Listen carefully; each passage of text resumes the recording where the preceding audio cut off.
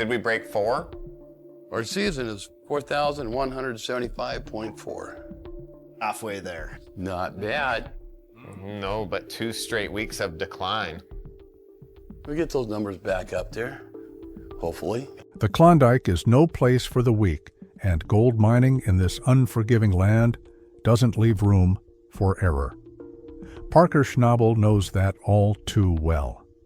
Each season is a gamble, a race against time and terrain. This year, however, Parker's operation has been pushed to the edge.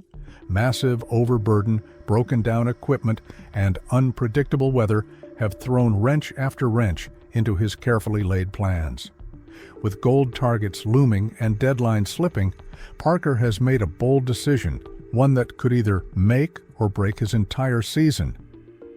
The arrival of massive dirt haulers might just be the lifeline his operation desperately needs. Mining is a numbers game. You move more dirt, you get more gold. But when your machines are already running at full capacity and you're still falling behind, the only way forward is to bring in bigger, better equipment. Parker's existing fleet, while reliable, simply isn't fast enough to keep up with the volume he needs. The cut he's working on is deeper than expected, the overburden is thicker, and the crew is constantly battling breakdowns. It's not just about speed, it's about efficiency, power, and endurance. That's where the dirt haulers come in. These aren't just any trucks. We're talking about behemoths, machines built to move mountains. When they rolled onto Parker's claim, the ground shook beneath their weight. Towering more than 2 stories tall and capable of hauling hundreds of tons in a single load, these dirt haulers are a game changer. For Parker, they represent more than raw power, their hope on wheels. They could mean the difference between hitting his gold goal or ending the season in the red. The logistics of bringing in such massive equipment are staggering. These trucks didn't just drive up from the local dealership. They had to be disassembled, transported on multiple flatbeds, and reassembled on site. That meant shutting down parts of the operation to clear space, dedicating crew members to the setup, and ensuring everything was perfectly calibrated before even one rock was moved. But time is money, and every hour spent prepping these machines had to pay off in truckloads of dirt and ounces of gold. As the first hauler fired up and rolled into the pit, all eyes were on its performance. Would it deliver on its promise? The initial results were promising. With a single pass, it carried more material than 3 of Parker's older trucks combined.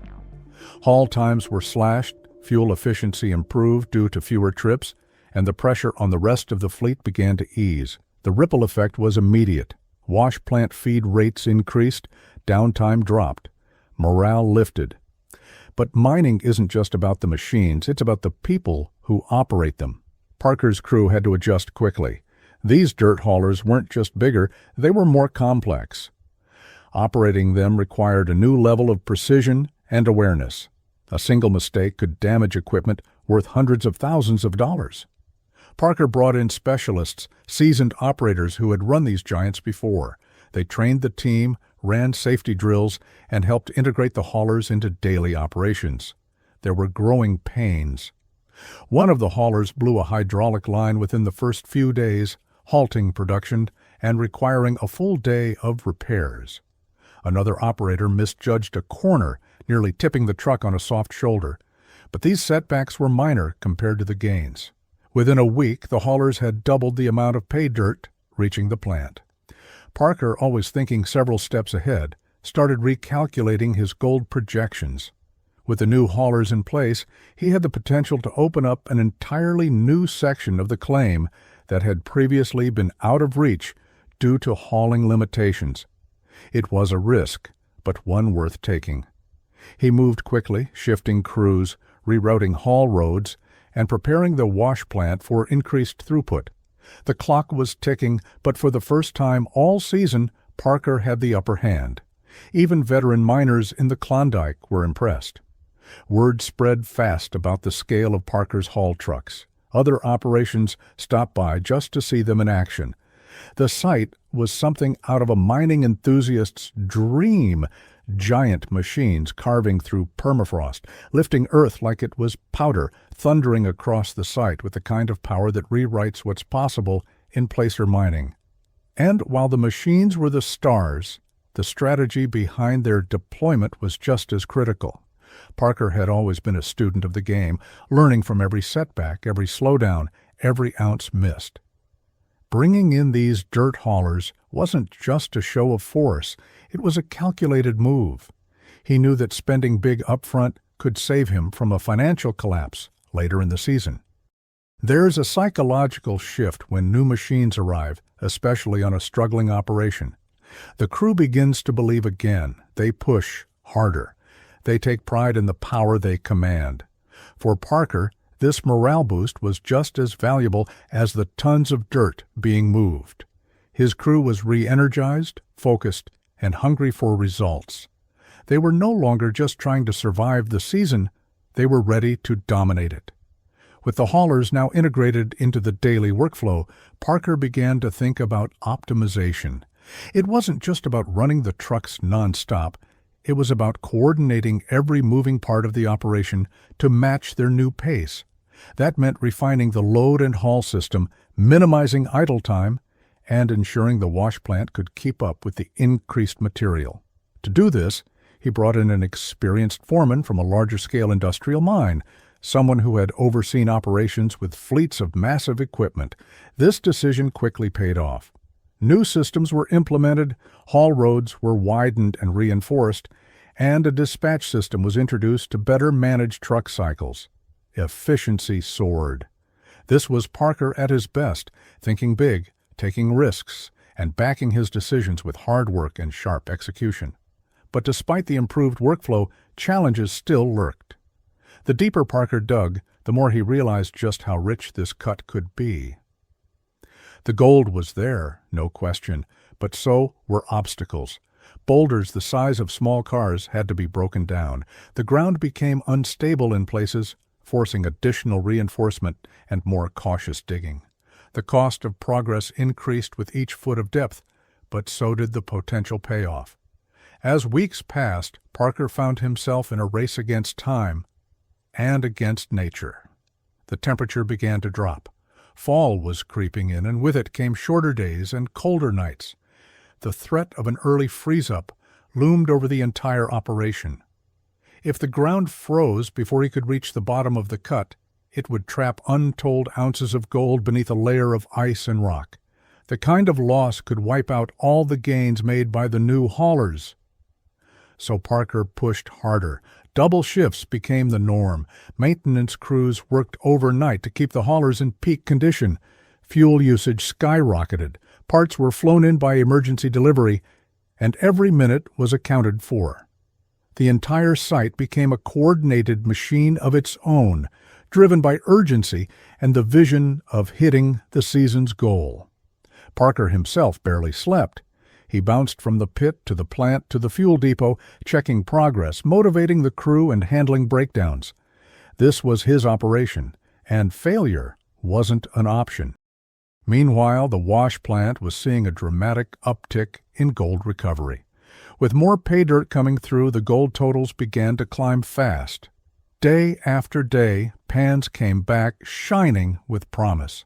The cleanup totals told the story best.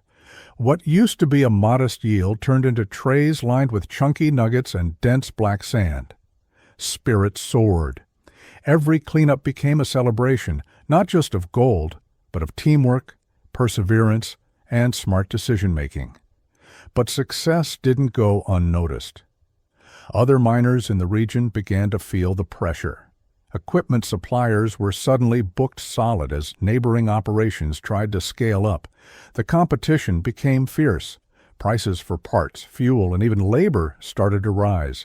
Parker had to act quickly, locking in supply contracts and securing backup equipment before shortages hit.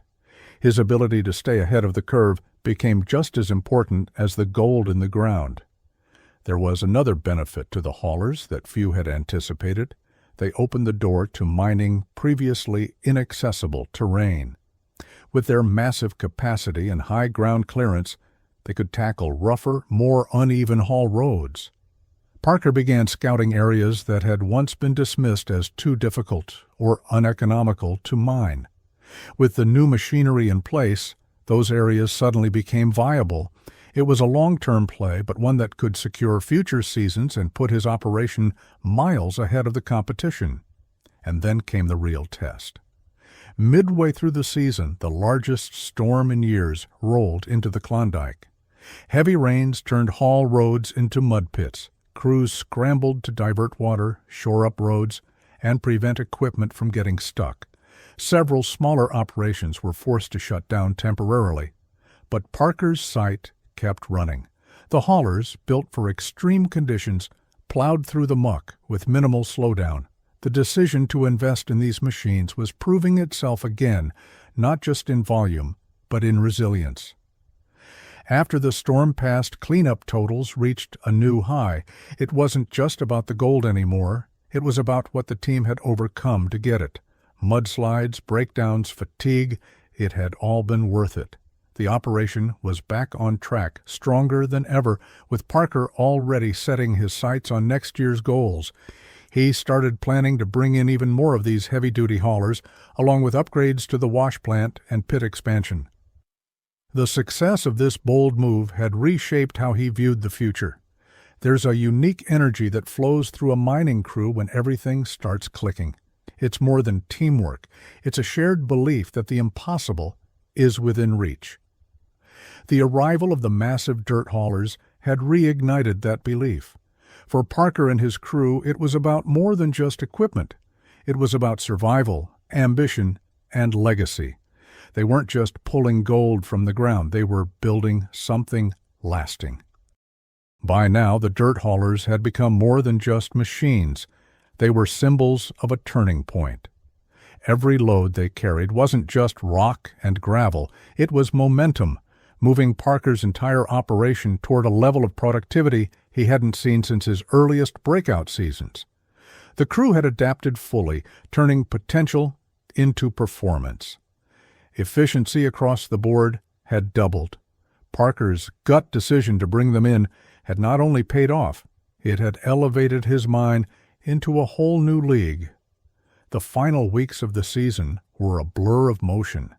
Daylight was scarce, but the lights from the haulers and loaders lit up the night like a bustling city. The operation ran around the clock with machines roaring, wash plant churning, and cleanup totals steadily rising. And then, as the last few strips of pay dirt were pushed through, Parker called for one last massive cleanup. This wasn't just about seeing what they'd earned. It was about validating every risk, every sleepless night, every bolt turned in the bitter cold. As the sluice trays were emptied and the concentrate was processed, the gold began to pile up. The results were staggering. It wasn't just a successful season, it was Parker's most lucrative to date. The gamble had paid off far beyond expectations. The dirt haulers had allowed him to mine deeper, faster, and more efficiently than ever before. He had broken past his limits and shattered the expectations of even his most skeptical critics. The final tally confirmed what the team had suspected all along. This wasn't just a recovery from a rough start. It was a triumph. The total ounces pulled from the ground put Parker ahead of his goals, giving him a record-breaking finish and a massive profit margin. His strategy to go big had redefined what was possible for a single-season mining operation in the Yukon. But more than just numbers, the season proved something deeper. It proved that when backed into a corner, with time running out and failure looming, Parker could still find a way to rise. It proved that bold decisions, like bringing in massive dirt haulers when others might downsize, could completely change the trajectory of a season. And it proved that, even after years in the Klondike, Parker Schnabel was still evolving, still learning, and still ready to push boundaries. As winter began to settle over the Yukon, and the machines were shut down and prepped for the freeze, the crew gathered one last time before heading home. It was more than a wrap-up. It was a celebration, not just of gold or gear or goals met. It was a celebration of grit, of growth, and of what's possible when you match vision with action. And for Parker, already looking ahead to the next season, The lesson was crystal clear. Bigger risks bring bigger rewards. The dirt haulers may have arrived as a desperate move to save a struggling operation, but they left as the defining power behind one of the greatest mining comebacks the Klondike has ever seen.